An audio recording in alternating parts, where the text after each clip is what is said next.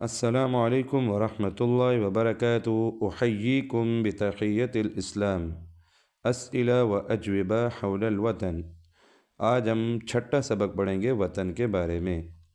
پچھلا سبق بھی وطن کے بارے میں تھا۔ یہاں پر ایک پوچھتا ہے عفوا من ای قطر انت، معذرت کے ساتھ آپ کون سے کنارے سے ہیں۔ القطر کا معنی ہوتا ہے کنارہ، یعنی گویا کہ سوال یہ کر رہا ہے کہ آپ کون سے ملک سے ہیں۔ اس کے جواب میں کہتے ہیں انا من پاکستان، کہ میں کس سے ہوں؟ پاکستان سے ہوں۔ عربی لغت کے اندر پا کا لفظ استعمال نہیں ہوتا، اس لیے پاکستان کہا۔ ما ہی لغت بلدک، کہتا ہے آپ کے ملک کی زبان کون سی ہے، یعنی آپ کے ملک کی زبان، یعنی جسے ہم قومی زبان کہتے ہیں، کون سی ہے؟ تو کہتے ہیں لغت بلدی الرسمیۃ ہی الاردیہ، کہ میرا ملک کی جو قومی اور رسمی زبان ہے وہ ہے اردو۔ اور اگر کسی کی عربی ہو تو وہ کہے گا لغت بلدی الرسمیۃ ہی العربیہ۔ جید۔ ما ہی العملۃ المستعملۃ فی بلدک، العملۃ المستعملہ یعنی استعمال ہونے والی کرنسی، جو ملک کے اندر استعمال ہو رہی ہو کرنسی، اسے کہتے ہیں العملۃ المستعملہ۔ کہتے ہیں آپ کے ملک کے اندر استعمال ہونے والی کرنسی کون سی ہے؟ اس کے جواب میں کہتے ہیں العملۃ المستعملۃ فی بلدی ہی الروپیہ، کہ میرے ملک کے اندر استعمال ہونے والی کرنسی جو ہے وہ ہے روپیہ۔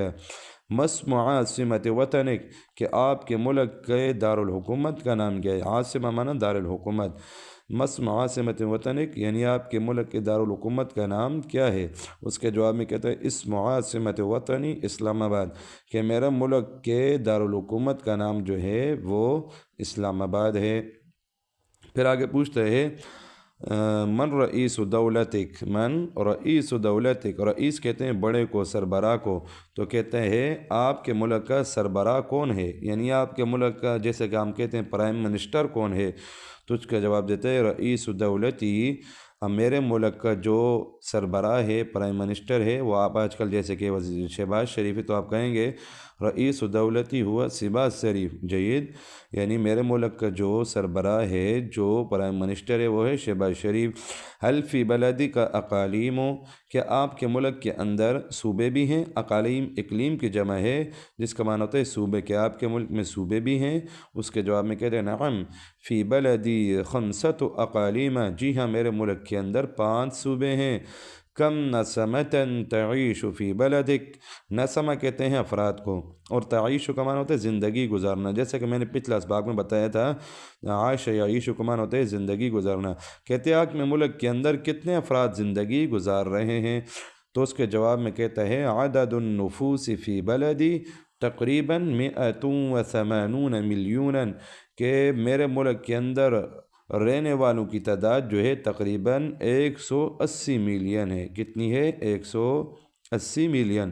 اس کے بعد کہتے ہیں فی ایت قارۃ بلدک، کہ آپ کا ملک کون سے بر اعظم ہے؟ قارہ کا معنی پچھلے سبق میں بتایا تھا، جس نے اگر پچھلا سبق سنا ہو تو اسے پتہ ہوگا کہ قارہ کا معنی کیا ہے۔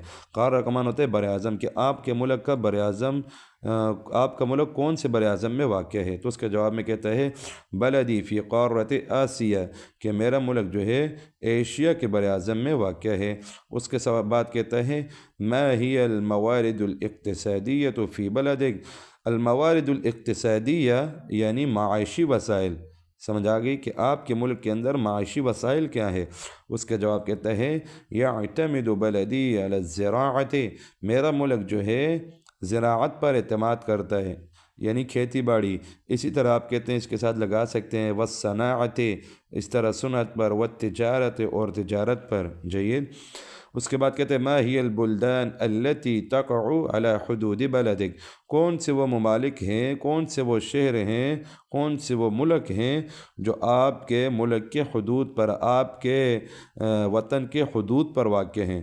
تو اس کے جواب میں کہتے ہیں الدول التي تقع علی حدود بلدی، وہ ممالک اور وہ ممالک جو ہے جو میرے ملک کے حدود پر واقع ہیں، وہ ہے ایران و افغانستان والصین والہند، چین اور ہندوستان بھی ہے۔